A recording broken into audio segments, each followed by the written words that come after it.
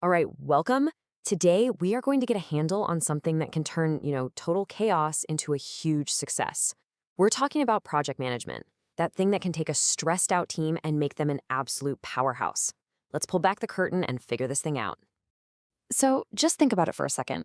Have you ever been on a project that started out with all this energy and excitement, but then it just turned into a complete mess? You know the one. Deadlines are flying by, nobody really knows what's going on, and the budget? That's just a distant memory. Yeah, we've all been there. That feeling? That's project chaos. And these are the classic warning signs. Kicking off a new project is awesome, it's rewarding, but man, it is risky. And when things start to go south, you see these red flags pop up everywhere. You're missing deadlines, you're blowing the budget, and your team is just completely fried. It's a story we've heard way too many times. So, how do we stop this from happening over and over again? How do we actually conquer that chaos? Well, it turns out there's a really smart, time-tested solution for this.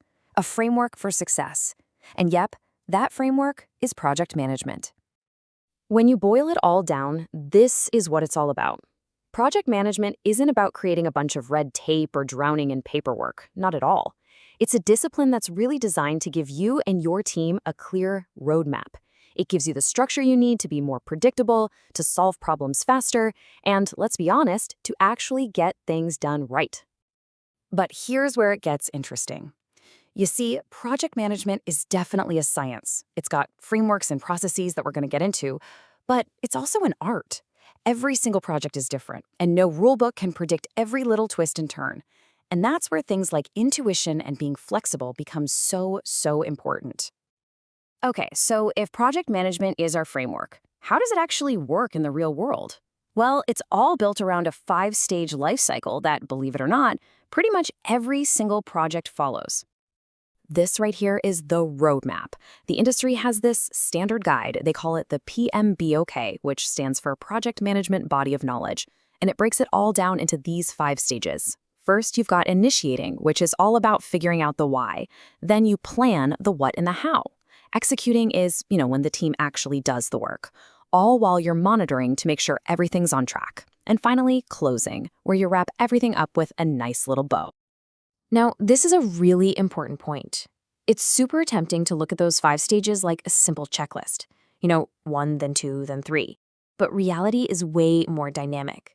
You might be in the middle of executing something and then realize, whoa, we need more people for this, which sends you right back to the planning stage. These stages are constantly talking to each other. So who's the person that guides the team through this whole dynamic, sometimes messy process?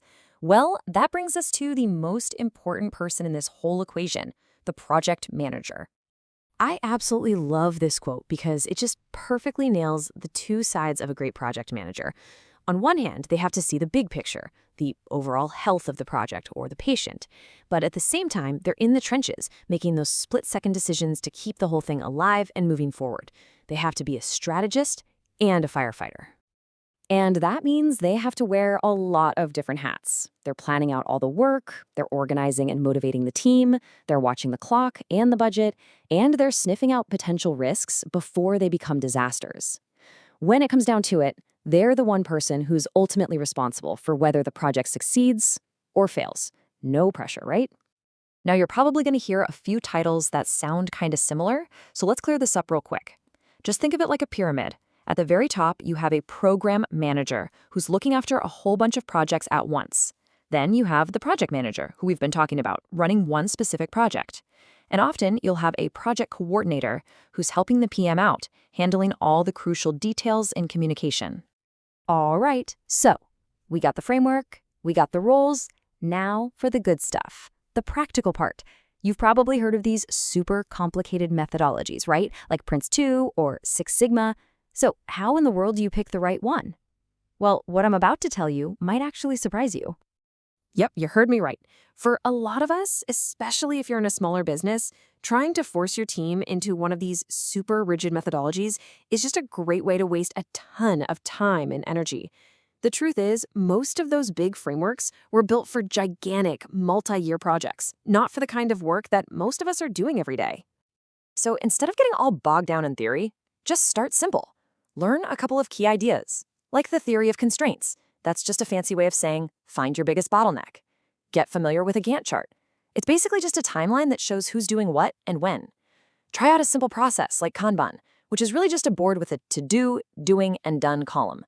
The goal isn't some perfect, complex system. It's just about finding a few simple tools that actually make your life easier. And really, that's what it all comes down to. You don't need to go out and get a PhD in project management to start seeing the benefits. The most important step is just that first one. So the real question isn't, which massive system should I master? It's much simpler. What's one small, easy tool you can start using, maybe even today, to bring just a little bit more order to your own chaos?